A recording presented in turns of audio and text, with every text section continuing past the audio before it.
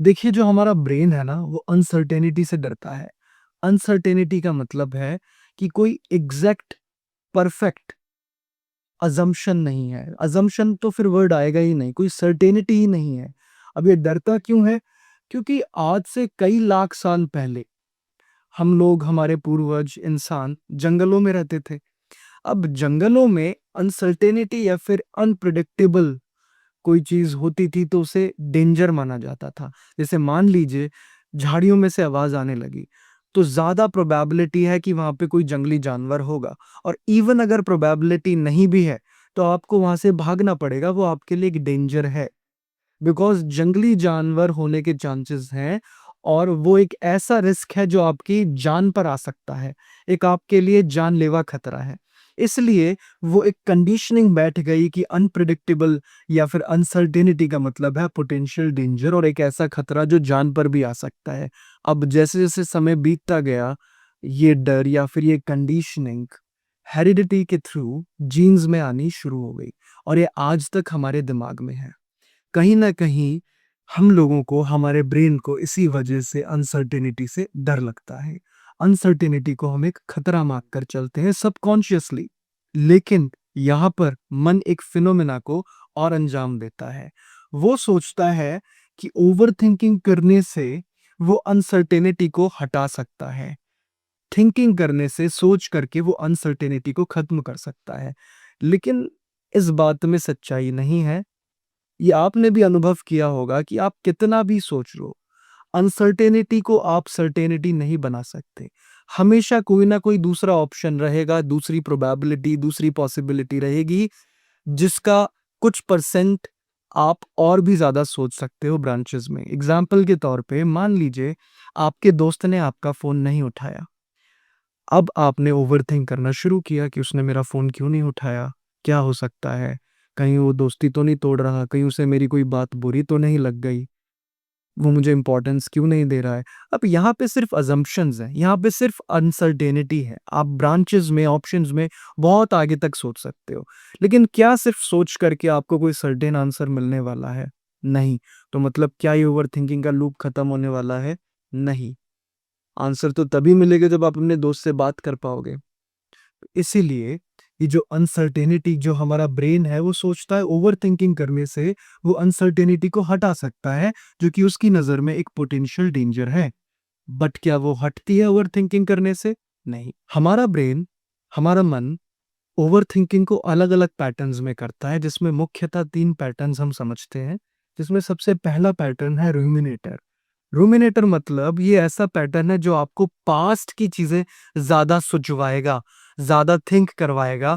जैसे शुरू में मैंने आपको बताया था कि आपके किसी दोस्त ने कुछ आपसे बोल दिया, आप रिप्लाई नहीं कर पाए, या फिर आपने कुछ गलत रिप्लाई किया, तो अब आप उसको सोचते रहेंगे, एडिट करते रहेंगे।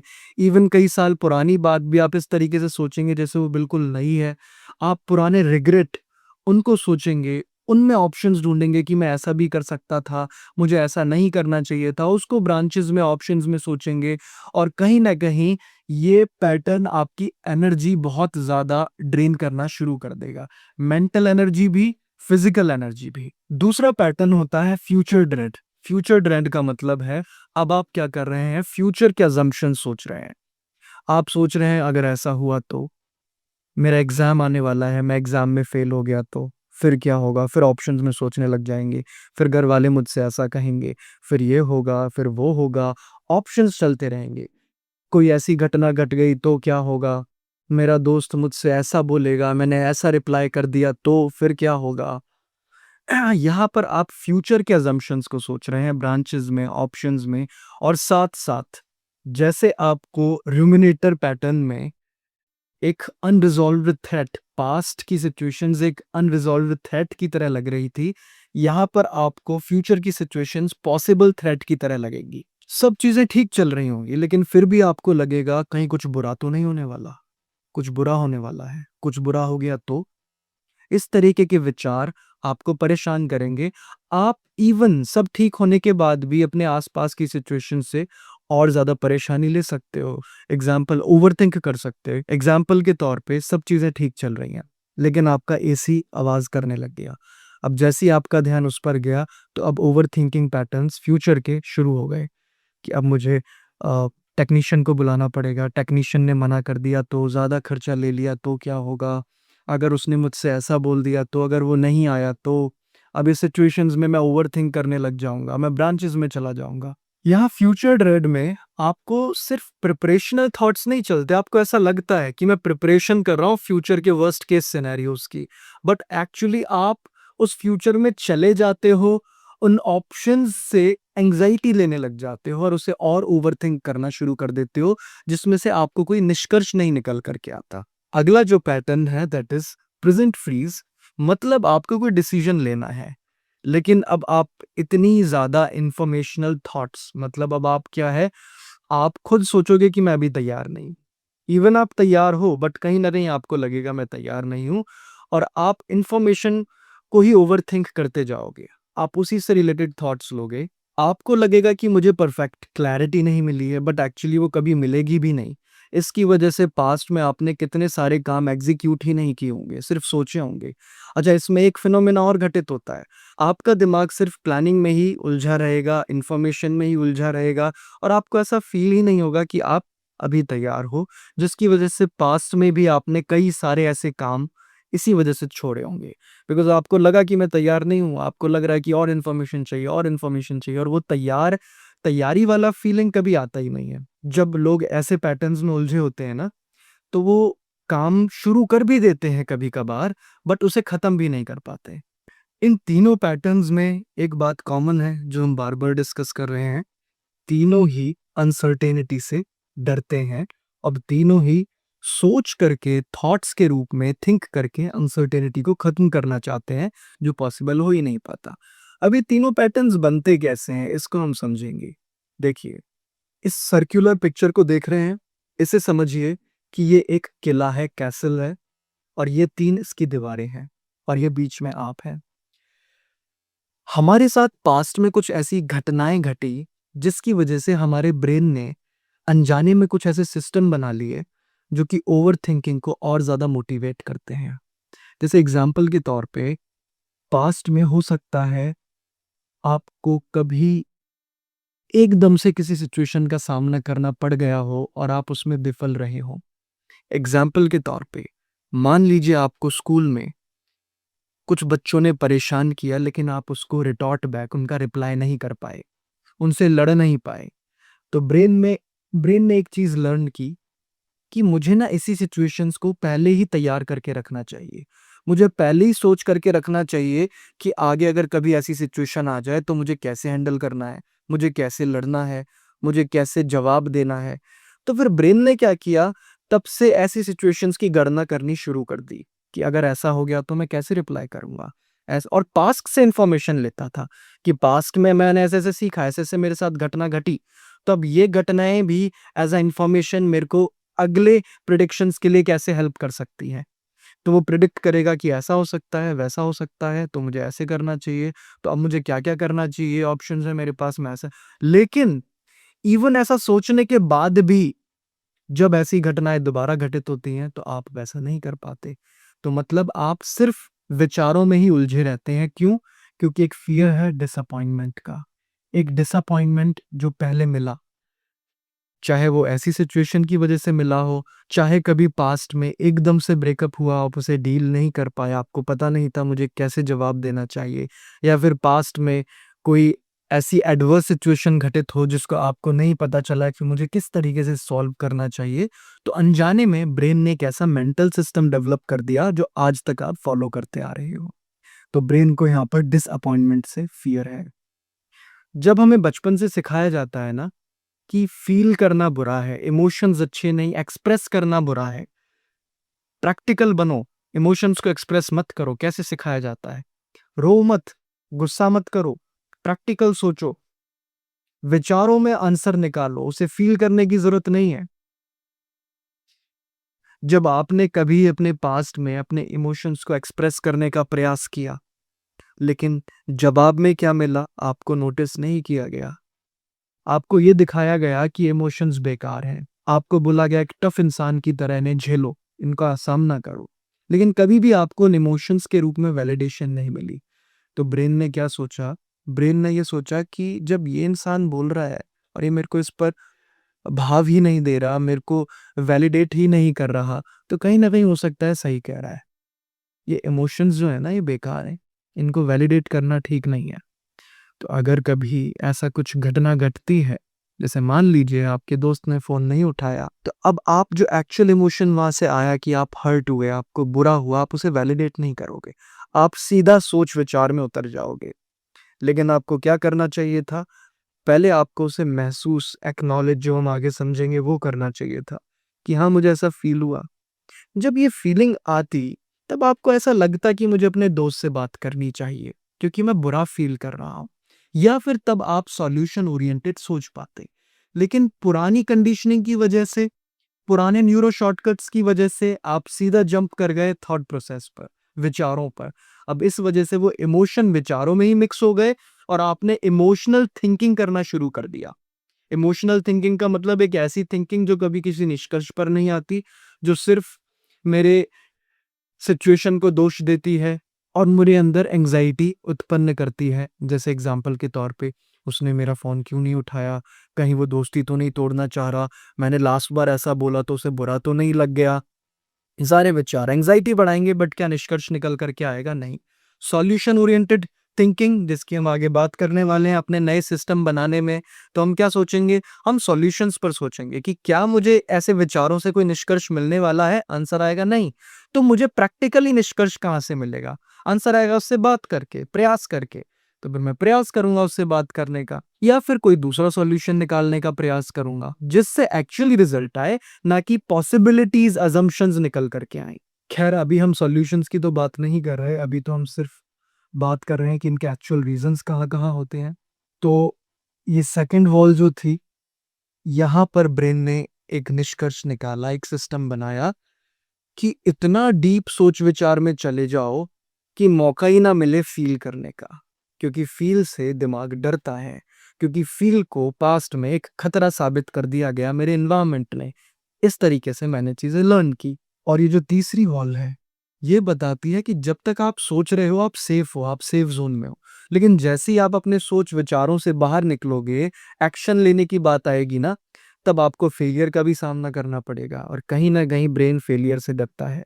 उसने इतने फेलियर्स देखे हैं कि अब एक डर उत्पन्न हो गया है कि कहीं फेल हो गया तो, बट वो कॉन्शियसली दीवार पर नहीं आता, इसलिए वो एक्शन नहीं लेता, वो सोच-विचारों में ही डूबा रहता है। फेलियर का डर ज़रूरी नहीं है सिर्फ फेल होने से आए, एम्बैरेसमेंट का भी फ़ियर हो सकता है कि पास्ट में मैंने ये चीज़ें करने का प्रयास किया था, बट मुझे बदले में क्या मिला? लोगों की हँसी। इस वजह से दिमाग ने बोला कि अगर एक्शन करने गया तो लोग मज़ाक उड़ा सकते हैं, लोगों की हँसी मिल सकती है, इमेज खराब हो सकती है। इस वजह से उसने बोला कि क्यों ना पूरा खेल थॉट्स में ही खेला जाए। क्यों ना जो मज़ा मिलने वाला है उस चीज़ को अचीव करने के बाद वो विचारों के रूप से ही ले लिया जाए। तो एक्ट करने की ज़रूरत ही नहीं पड़ेगी, क्योंकि एक्ट करेंगे तो खतरा है, एक्ट करेंगे तो फेलियर भी है, उसका सामना करना पड़ेगा। तो ब्रेन इतना ज़्यादा प्लानिंग करता है, इतने ज़्यादा इन्फॉर्मेशन में उलझा रहता है कि वो जानबूझ करके कभी एक्शन लेता ही नहीं है। लेकिन ये चीज़ वो कॉन्शियसली नहीं आने देता, क्योंकि अगर कॉन्शियसली आएगा, तो फिर ईगो बुरा मान जाएगी, फिर ईगो हर्ट हो जाएगी। फिर ऐसा लगेगा कि यार ऐसा कैसे हो सकता है? मैं एक्शन नहीं लेता। नहीं, अभी मैं तैयार नहीं हूँ, इसलिए एक्शन नहीं ले रहा। इसीलिए एक्ट किया तो रियलिटी सामने आ जाएगी, और रियलिटी सामने आ जाएगी तो सपना टूट जाएगा। अच्छा, एक वहम जो हम लोगों के दिमाग में है, जो कई लोगों ने बोला तो इसलिए वो वहम बन गया, वो ये है कि जो इंटेलिजेंट लोग होते हैं, वो ओवरथिंक बहुत ज़्यादा करते हैं। ये एक्चुअली स्टेटमेंट गलत है, लेकिन हाँ, जो एक ओवरथिंकर है और वो इंटेलिजेंट भी है, तो यहाँ पे संभावना बढ़ जाती है कि वो ओवरथिंक बहुत ज़्यादा करे, और करता भी है। क्योंकि जो इंटेलिजेंट लोग, इंटेलिजेंसिया का मतलब क्या है? इंटेलिजेंसिया का मतलब है कि अब आप असम्पशन्स के लिए और ज़्यादा ब्रांचेस निकाल दोगे, और ज़्यादा ऑप्शंस निकाल दोगे। अब आप और ज़्यादा even out of the box creative options निकाल लोगे कि अगर ऐसा हो गया तो उसमें भी, अगर ऐसा हो गया तो उसमें भी।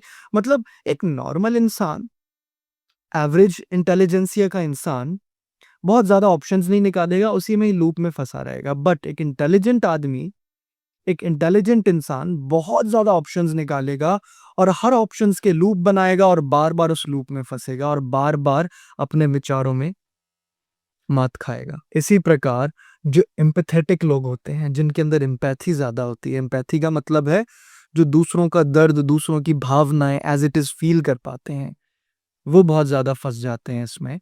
रीज़न ये, जब भी वो ओवरथिंक करेंगे, वो ये ज़रूर सोचेंगे कि सामने वाला क्या सोच रहा होगा, वो कैसा फ़ील कर रहा होगा। अब ये फ़ीलिंग एक एक्स्ट्रा बैगेज की तरह, एक एक्स्ट्रा लगेज की तरह, इमोशनल लगेज उनको परेशान करती है। वो थिंक भी कर रहे थे, एंग्ज़ायटी भी थी, बट अब और ज़्यादा आ गई बिकॉज़ साथ में ये भी चल रहा है, उसे कैसा फ़ील कर रहा होगा। दूसरों की समस्या फ़ील करना बुरा नहीं है, बट एक बाउंड्री बनानी होती है। यहाँ पर फीलिंग्स एग्ज़ैजरेट की जाती हैं। यहाँ पर फीलिंग्स को बढ़ाया जाता है और लूप में बार-बार सोचा और फ़ील किया जाता है।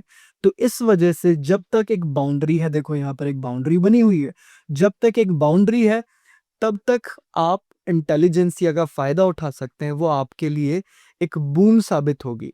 बट जैसे ही वो बाउंड्री क्रॉस हो जाती है, चाहे इंटेलिजेंसिया हो, चाहे एम्पैथी हो, वो आपके लिए अभिशाप बन जाती है।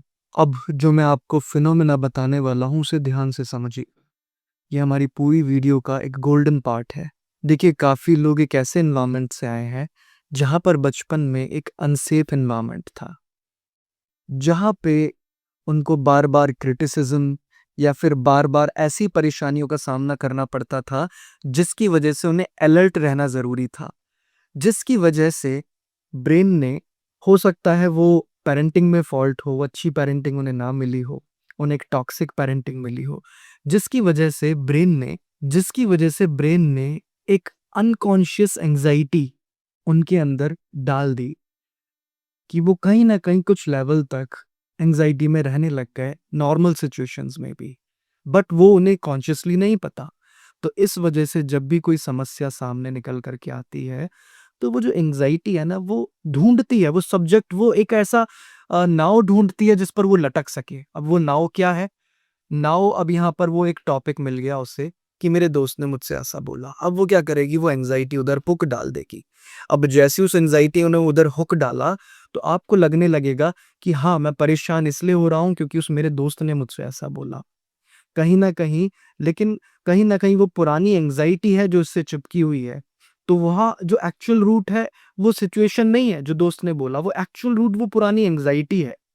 इसी प्रकार हमारे बहुत सारे ऐसे दबे हुए इमोशंस होते हैं, जो हमारे बचपन में रिकॉग्नाइज़ नहीं किए जाते।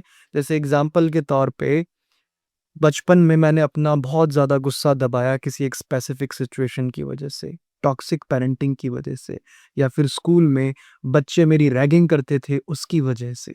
अब वो जो गुस्सा है, वो कहीं न कहीं सबकॉन्शियसली मेरे अंदर सप्रेस हो गया। वो एंग्ज़ायटी है, वो कहीं न कहीं सप्रेस हो गई। उसने एंग्ज़ायटी का रूप ले लिया, उस गुस्से ने एंग्ज़ायटी का रूप ले लिया। अब प्रेज़ेंट मोमेंट में अगर कोई भी ऐसी सिचुएशन में फेस करता हूँ जो कहीं न कहीं इवन 0.1% भी उस पुरानी मेमोरी से रिज़ेम्बल करती है। इवन हो सकता है मेरे ब्रेन ने वो पुरानी मेमोरीज़ भुला भी दी हों, बिकॉज़ ब्रेन ज़्यादा पेन वाली मेमोरीज़ याद नहीं रखता। वो अपनी हेल्थ के लिए उसे भुला देता है। कॉन्शियसली बुलाता है, सबकॉन्शियसली नहीं। तो क्या होगा, मेरा मन कहीं न कहीं उस चीज़ से कनेक्ट कर जाएगा जो मुझे पता भी नहीं होगा कॉन्शियसली कि मेरे साथ ऐसा हो रहा है, और वो उससे एंग्ज़ायटी लेने लगेगा और वो सोचेगा कि वो प्रेज़ेंट सिनेरियो वाली सिचुएशन है, वो एंग्ज़ायटी दे रही है, और उसे लूप में घुमाता रहेगा, विचारों के लूप में घुमाता रहेगा, बिकॉज़ थॉट के साथ जुड़ गई एंग्ज़ायटी। अगर एंग्ज़ायटी रिमूव हो गई, तो थॉट परेशान नहीं करने वाला, उसका लूप अपने आप टूट जाएगा। एग्ज़ाम्पल के तौर पे, अब यहाँ पर प्रेज़ेंट सिनेरियो में मुझे किसी ने मज़ाक में कोई स्पेसिफ़िक वर्ड बोल दिया, एक न्यूट्रल सा वर्ड था, बट वो वर्ड कनेक्टेड था मेरे बचपन से, जब मुझे चिढ़ाया जाता था, मेरी रैगिंग की जाती थी। उस न्यूट्रल से वर्ड को लेकर के मैं बहुत ज़्यादा एग्रेसिव हो सकता हूँ, या फिर उसको ओवरथिंक कर सकता हूँ कई दिनों तक, और मुझे पता भी नहीं चलेगा मैं इतना ज़्यादा ओवरथिंक कर क्यों रहा हूँ। तो इस फ्लोटिंग एंग्ज़ायटी को कैसे ठीक किया जाए, कैसे समझा जाए, इसके बारे में हम बात करेंगे, और इस पूरे ओवरथिंकिंग पैटर्न को कैसे तोड़ा जाए। तो सबसे पहले हमें क्या करना पड़ेगा, हमें ओवरथिंकिंग का लूप तोड़ना पड़ेगा। ओवरथिंकिंग जो लूप में होती है, एक विचार दूसरे असम्पशन्स को जन्म देता है, हम उस असम्पशन्स को सोचते जाते हैं, फिर दोबारा हम उस चीज़ को इस प्रक्रिया को हम घुमाते रहते हैं। जब तक हम इसे तोड़ेंगे नहीं, तब तक हम आगे नहीं बढ़ पाएँगे। बट तोड़ने के लिए हमें कुछ ऐसे नई मेंटल सिस्टम्स बनाएँगे, जैसे मेंटल सिस्टम्स हमने उस ओवरथिंकिंग को बनाने के लिए कभी पास्ट में बनाए थे। अब वो सिस्टम्स आप खुद भी बना सकते हो, जैसे कुछ सिस्टम्स मैं आपको बताता हूँ। हमें बार-बार खुद को ये रियलाइज़ कराना पड़ेगा कि एक्चुअली अनसर्टेनिटी अनसेफ्टी नहीं है। मैं अनसेफ नहीं हूँ अनसर्टेनिटी में, मैं सेफ हूँ। बट ये आप कैसे समझा पाओगे?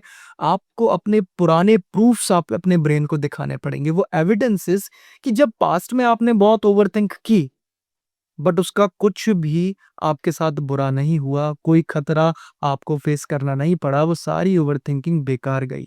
कोई सॉल्यूशन निकल कर के नहीं आया। और मैं गारंटी के साथ कह सकता हूँ कि ऐसे आपको हज़ारों एविडेंस मिल जाएँगे, लेकिन आपका कभी कॉन्शियसली उस पर ध्यान ही नहीं गया। ब्रेन रॉ चीज़ें समझता है, वो डाइल्यूट लिक्विड चीज़ें नहीं समझता। उसको आपको सॉलिड पर कन्वर्ट करने का मतलब है कि आपको लिखना पड़ेगा। वो प्रूफ आपको अपने ब्रेन को दिखाने पड़ेंगे एविडेंस कि देखो, देखो ये ऐसी सिचुएशन हुई थी, ओवरथिंक की, इतना परेशान रहा, कोई निष्कर्ष नहीं निकला, चीज़ें फिर भी ठीक रहीं। जब आप अपने ब्रेन को ये दिखाओगे, तब आप एक सिस्टम डेवलप कर पाओगे कि मुझे ओवरथिंकिंग में उलझना नहीं है। अगर आप ज़बरदस्ती ओवरथिंकिंग से निकलने का प्रयास करोगे, तो फिर से एक सप्रेशन होना शुरू हो जाएगा भावनाओं का, जो आगे प्रॉब्लम दे सकता है। सप्रेशन अब क्यों नहीं होगा? क्योंकि आपने तर्क के रूप से उसे समझाया, आपने एविडेंस के रूप से उसे समझाया। ऐसी एक सिस्टम है, आप अपने ब्रेन को, मन को बता सकते हो, मान लीजिए आप किसी ओवरथिंकिंग में फँस गए, तो आप अपने मन से बोलो कि क्या मैं इसी करंट मोमेंट में कुछ कर सकता हूँ इस विचार का? आंसर अगर आया हाँ, तो उसको करने लग जाओ। एक्शन में ले सकता हूँ क्या सोचने से हट करके? अगर आंसर आया नहीं कर सकता, तो फिर उसको जाने दो। क्योंकि सारा खेल प्रेज़ेंट में रहने का है। आपने देखा होगा, आपने कितनी प्लानिंग्स की, लेकिन वो विफल रही। तो अगर आप अब भी फ्यूचर के लिए प्लान कर लोगे, तो उससे कोई निष्कर्ष नहीं निकलने वाला, जब तक आप प्रेज़ेंट मोमेंट में उस काम को नहीं कर सकते। तो अपने आप से प्रश्न करें कि क्या इस विचार को लेकर के जो चल रहा है, मैं प्रेज़ेंट मोमेंट में कुछ कर सकता हूँ, कोई एक्शन ले सकता हूँ, फिज़िकल एक्शन ले सकता हूँ? आंसर आया हाँ, तो करो, आंसर आया नहीं, तो नहीं। उसके आगे-पीछे कुछ भी नहीं सोचना। ऐसे एक सिस्टम आप बना सकते हैं, that is solution oriented thinking system. अपने आप, अपने मन को इमोशनल थिंकिंग से निकाल करके सॉल्यूशन ओरिएंटेड थिंकिंग पे लगा दो, जब भी ओवरथिंकिंग होती है तो। जब भी ओवरथिंक करो, तो अपने आप से पूछो कि क्या मैं इस ओवरथिंक करके कोई निष्कर्ष निकाल पाऊँगा जो एक्यूरेट हो? आंसर आएगा नहीं। तो फिर सॉल्यूशन कैसे निकल सकता है? कोई घटना घटी, कोई मेरे साथ प्रॉब्लम हुई, कोई चैलेंज आया, अब उसके 360 डिग्री सोच करके कोई निष्कर्ष नहीं निकलने वाला, कोई फ़ायदा नहीं है। तो उसका सॉल्यूशन मतलब उसके WH फैमिली पर काम करना बेकार है। व्हाई, व्हेन, हाउ, इसके जगह सॉल्यूशन क्या होगा? सीधा इस पर बात। इमोशनल थिंकिंग से हट करके सॉल्यूशन ओरिएंटेड थिंकिंग पर। तो जब आप ऐसे नए सिस्टम बनाते हो ना, और इसकी प्रैक्टिस करते हो, मेंटल सिस्टम बनाते हो, तो धीरे-धीरे वो न्यूरो शॉर्टकट्स में कन्वर्ट हो जाते हैं। फिर जब भी कोई ऐसा विचार आएगा जो ओवरथिंकिंग की टेंडेंसी रखता है, आपका दिमाग अपने आप वहाँ से शिफ्ट हो जाएगा, इवन विदाउट एनी एंग्जायटी। देखिए, सबसे पहले जब हम ओवरथिंकिंग से होने वाली एंग्जायटी को एक्सेप्ट करेंगे, देखिए ओवरथिंकिंग इतना ज़्यादा खुद से लूप में कन्वर्ट नहीं होती, जितना उससे चिपकी हुई एंग्जायटी उसे लूप में कन्वर्ट करवाती है। एक बार हमने एंग्जायटी को समझ लिया, एक्सेप्ट कर लिया, तो उस लूप को तोड़ने में आसानी होगी। एक्सेप्ट कैसे होगा? ये जान करके कि पहले भी ऐसा हुआ, बट कोई निष्कर्ष नहीं निकल पाया। तब ये जाना जब मैंने, तो एक्सेप्टेंस अपने आप ही बढ़नी शुरू हुई। जब मैंने जाना कि अरे कोई बात नहीं, ऑल इज़ वेल, कुछ सोचने से नहीं होने वाला, अगर नहीं सोचता तो कोई बहुत बड़ी घटना नहीं घटने वाली। कुछ मैं नहीं मरने वाला, अगर मैं इसे सोचना छोड़ देता हूँ, उस लूप से डिस्कनेक्ट हो जाता हूँ तो। यहाँ से एक्सेप्टेंस आना शुरू होगा। देखिए, जब वो कोई एंग्ज़ायटी, चाहे वो ओवरथिंकिंग से रिलेटेड हो या कहीं से भी हो, चलिए ओवरथिंकिंग की बात हो रही है, तो वहीं से रिलेट करेंगे। जब उस बेचैनी को हम ऑब्जर्व करना शुरू करते हैं, जानना शुरू कर देते हैं कि जैसे मान लीजिए ओवरथिंकिंग का पैटर्न शुरू हुआ और मन में बेचैनी सी हुई। ये बेचैनी हो कहाँ रही है? अच्छा, ये चेस्ट में हो रही है। मैंने चेस्ट की उस बेचैनी को सेंस करने का प्रयास किया, उन सेंसेशंस को जानने का प्रयास किया एक नॉन जजमेंटल तरीके से। नॉन जजमेंटल तरीके का मतलब है कि मैं उसे जज नहीं कर रहा। मैं उसे विचारों से भी अब कनेक्ट नहीं कर रहा। मैं बस उसे जानने का प्रयास कर रहा हूँ कि अच्छा यहाँ हो रही है, इधर हो रही है, ठीक है। तब आप क्या देखेंगे, हालाँकि इसकी एक्सपेक्टेशन मत करना, बट ऐसा होगा कि वो धीरे-धीरे अपने आप वो बेचैनी कम होगी और जब वो बेचैनी कम हो जाएगी, मिनिमल हो जाएगी कि वो प्रभाव नहीं डाल रही, तब आप पाएँगे कि उस विचार का भी आपके ऊपर कोई असर नहीं पड़ रहा। वहाँ से लूप टूट जाएगा। जब ओवरथिंकिंग की इंटेंसिटी ज़्यादा होती है, एंग्ज़ायटी ज़्यादा होती है, बेचैनी ज़्यादा होती है उससे रिलेटेड, तब हम अपने मन को प्रेज़ेंट में माइंडफुलनेस के थ्रू लगाने का प्रयास करते हैं, ताकि कुछ क्षण के लिए उस लूप से खुद को हटा सकें। और जब हम कुछ क्षण से उस लूप को अपने आप से हटा लेते हैं, तो कहीं न कहीं वो लूप टूटने लगता है और उसका हम पर ज़्यादा असर नहीं होता। जैसे मान लीजिए आप किसी ओवरथिंकिंग के लूप में फँस गए। आपने खुद को एविडेंस भी दिया कि पास्ट में ऐसा हुआ बट कुछ फ़र्क नहीं पड़ रहा, लेकिन आप उससे नहीं निकल पा रहे, तो खुद को कुछ सेकंड के लिए प्रेज़ेंट मोमेंट में लगा दीजिए। ग्राउंडिंग टेक्निक्स जिसे हम कहते हैं, जैसे अपनी साँसों को गिनना या फिर अपने आस-पास जो चीज़ें आप देख पा रहे हैं, उस पर ध्यान देना, या फिर आप 3 चीज़ें ऐसे सोचिए जिसको आप अभी देख पा रहे हैं, उस पर ध्यान दीजिए। 2 चीज़ें ऐसी अ, ऑब्ज़र्व करें जिसको आप अभी सुन पा रहे हैं। 1 चीज़ ऐसी ऑब्ज़र्व करें जिसको आप फ़ील कर पा रहे हैं। मतलब किसी भी तरीके से, किसी भी टेक्नीक से अपने आप को प्रेज़ेंट मोमेंट में लाएँ। ब्रीथिंग माइंडफुलनेस करने का प्रयास करें, बहुत बेस्ट तरीका है। साँसों की सेंसेशंस, जो नॉस्ट्रिल में सेंसेशंस हो रही हैं साँसों के थ्रू, उस पर ध्यान एकाग्र करने का प्रयास करें नॉन जजमेंटल तरीके से। मन गया लूप पर, वापस लूप से खींच करके यहाँ पर। अब हम क्या कर रहे हैं, हम वो थॉट और एंग्ज़ायटी के बीच ना एक बैरियर बनाने का, उसे अलग करने का प्रयास कर रहे हैं, अपने मन को प्रेज़ेंट में लगा करके। जब मन प्रेज़ेंट में लगेगा, सबकॉन्शियस सिम एक सिग्नल जाएगा कि ये फालतू है, इस पर ध्यान देने का ज़रूरत नहीं है। जब मन पर ये सिंबल जाएगा, तो इनका डी-अटैचमेंट होना शुरू हो जाएगा। और जब हम ऑब्ज़र्व करते हैं, हम जागरूक रहते हैं कि पहले भी ऐसा हुआ पर निष्कर्ष नहीं निकल पाया, हम एक्सेप्ट करते हैं, तब हम एक्नॉलेज कर पाते हैं उस एंग्ज़ायटी को। और एक्नॉलेजमेंट और साथ-साथ जब हम उस एंग्ज़ायटी को समझते हैं, समझने का अर्थ ये है, हमारी भावनाएँ यहाँ पे घटित हो रही हैं। जब-जब हम इस कला में निपुण होते जाते हैं, माइंडफुलनेस की कला में, तब हमें पता लगने लगता है कि जो एंग्ज़ायटी है, जो ये बेचैनी है, जो ओवरथिंकिंग के विचारों से लिंक्ड है, तो जब हम इस माइंडफुलनेस की कला में निपुण होते जाते हैं, हम अपनी संवेदनाओं को, सेंसेशंस को जानने लगते हैं। बेचैनी हुई, मैंने अपना ध्यान विचार से हटा करके उस सेंसेशन, उस भारीपन पर लगाया नॉन जजमेंटल तरीके से। इस प्रैक्टिस में जब हम निपुण होने लगते हैं ना, तब हमें पता चलता है कि वो जो बेचैनी है वो अभी की नहीं है, जो मेरे उस विचार से चिपकी हुई है, वो बहुत पुरानी है, पहले की है। तब हम अपनी इस फ्लोटिंग एंग्जायटी को कैप्चर कर पाते हैं और जब हमें रीज़न मिल जाता है कि ये पहले उस मेरे बिलीफ सिस्टम या फिर उस सिचुएशन की वज़ह से कंडीशन्ड हुई थी और अब ये एक ट्रिगर के रूप में आई है। मेरे सिचुएशन में कोई ऐसा ट्रिगर आ गया जिसको मैंने ऑब्ज़र्व कर लिया और ये किसी विचार से चिपक गई और अब ये लूप में घूम रही है।